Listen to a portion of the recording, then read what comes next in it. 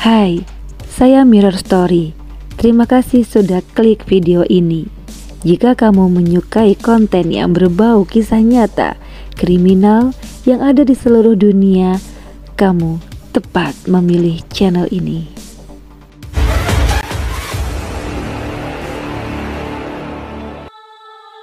Sobat Mirror, rumah yang semestinya dijadikan surga bagi orang yang tinggal di dalamnya, malah menjadi neraka yang tak mungkin mereka kira selama ini.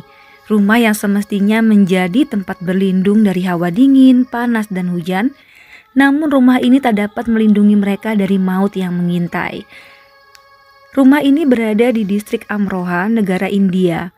Rumah ini ditempati oleh sepasang suami istri dan anak-anak mereka juga menantu. Salah satu anak tersebut bernama Sabnam Ali. Ia wanita pintar dan sangat beruntung dilahirkan dari keluarga yang kaya. Selain mempunyai tanah luas dan bangunan yang besar, kedua orang tuanya bahkan menyekolahkan Sabnam hingga meraih gelar MA ganda. Di tahun kasus ini terjadi, ia menjadi seorang guru. Kehidupan bahagia dijalani keluarga ini tahun demi tahun. Terlihat biasa, namun keluarga ini sangat berkecukupan. Jelas mereka sangat mempedulikan pendidikan anak-anak mereka.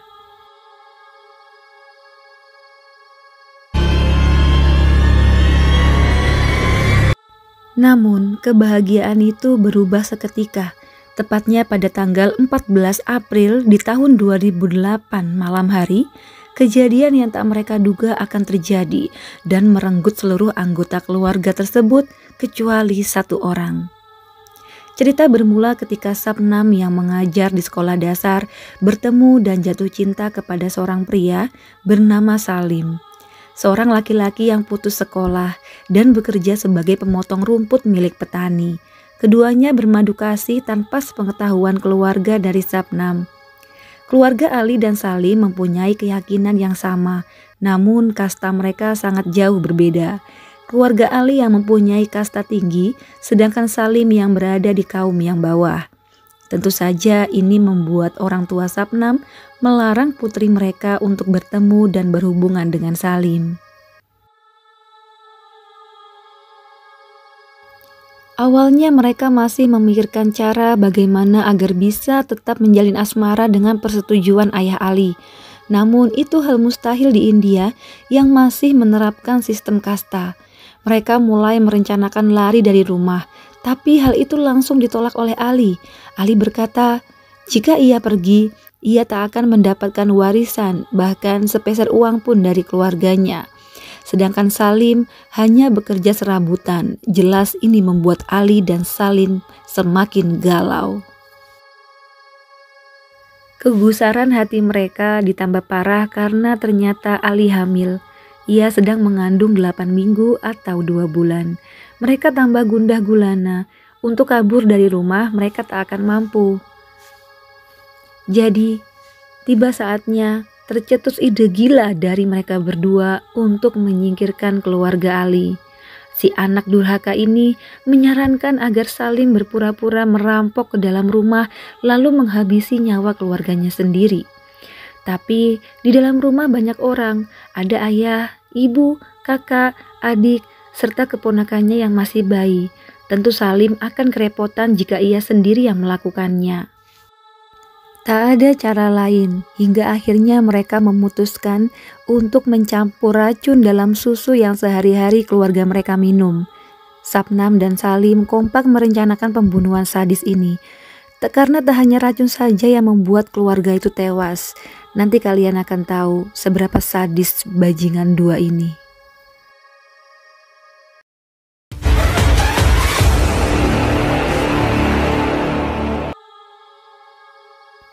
Tibalah hari yang ditentukan. Pada tanggal 14 April malam, susu pun berhasil diminumkan satu persatu kepada seluruh anggota keluarga. Tanpa curiga, mereka meneguk minuman itu yang seharusnya membuat mereka sehat, namun sebaliknya. Salim yang menunggu di luar, menunggu aba-aba dari Sabnam untuk masuk ke rumah. Hingga Salim masuk dan mulai menggorok satu persatu keluarga Ali. Di sini, tugas Salim adalah untuk menggorok leher, dan Ali yang menjambak serta menarik kepala keluarganya satu persatu. Anak bejat ini tak mempunyai rasa sedih di hatinya ketika melakukan eksekusi itu. Kepada bayi yang tak bisa minum susu dewasa, Salim langsung saja menggorok leher bayi malang dan tak berdosa itu. Kemudian Salim yang berhasil menghabisi seluruh keluarganya pergi dengan membawa parang di tangannya. Dia bersembunyi dan berpura-pura tak terjadi apa-apa. Sapnam Ali yang masih di dalam rumah, ia memulai sandiwaranya untuk berpura-pura menangis dan teriak meminta tolong kepada tetangga sekitar. Tetangga yang mendengar jeritan tangis Ali pun segera berdatangan. Tetangga sangat terkejut mendapati rumah seperti ladang pembantaian seperti di film-film India. Mereka melihat Ali di samping jenazah ayahnya yang tentu saja sedang menangis. Tetangga berhasil menelepon polisi dan mereka bertanya kepada Ali, apakah ia melihat pelakunya? Namun, Ali mengaku tak melihat karena ia ada di kamar saat kejadian terjadi dan tak mendengar sesuatu hal yang mencurigakan. Polisi dengan segera mencari bukti-bukti untuk menemukan pelaku sadis ini, yang pelakunya sebenarnya sudah ada di depan mata polisi. Polisi kemudian memintai keterangan Sapnam yang terlihat masih sangat syok dengan wajah pura-puranya. Namun keterangan Sapnam selalu berubah-ubah, karena jika ini kasus perampokan yang disertai pembunuhan, mengapa bayi berusia 10 bulan ikut di lehernya? Polisi pun mencoba menyelidiki apakah ada orang yang mempunyai dendam kepada keluarga ini.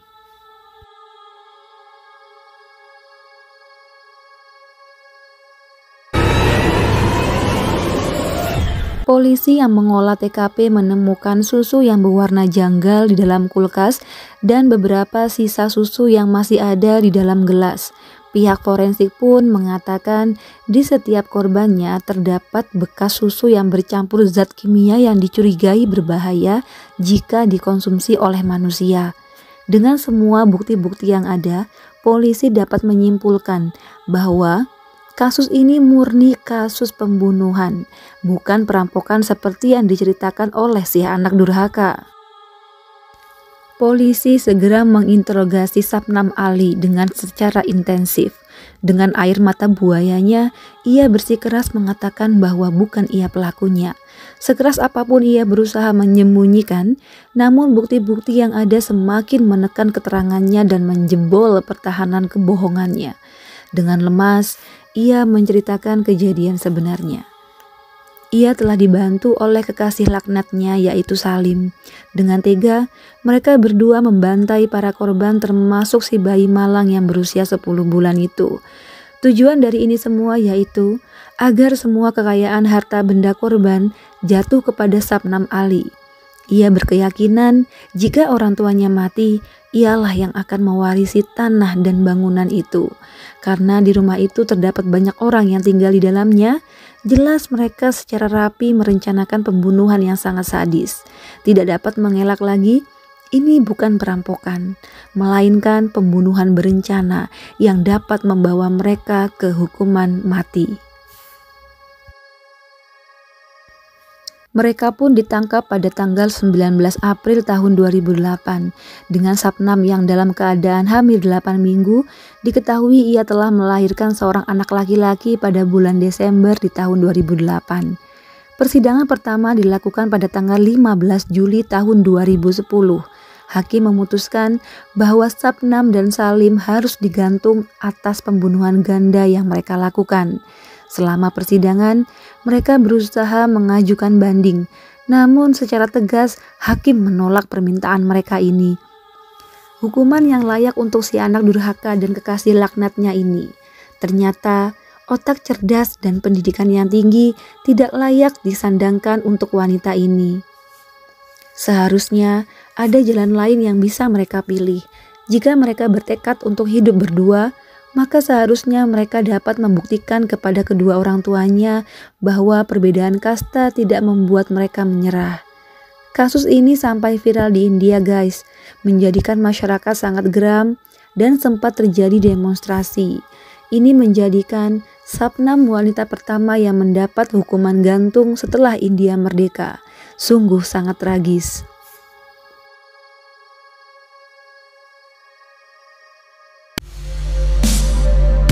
Sampai sini dulu akhir kisah nyata kita hari ini ya Sobat Mirror. Terima kasih sudah menonton video ini. Semoga ini dapat menjadi pelajaran untuk para remaja-remaja yang sedang dimabuk asmara. Berpikirlah jernih sebelum kamu menyesal kemudian. Hidup ini masih indah.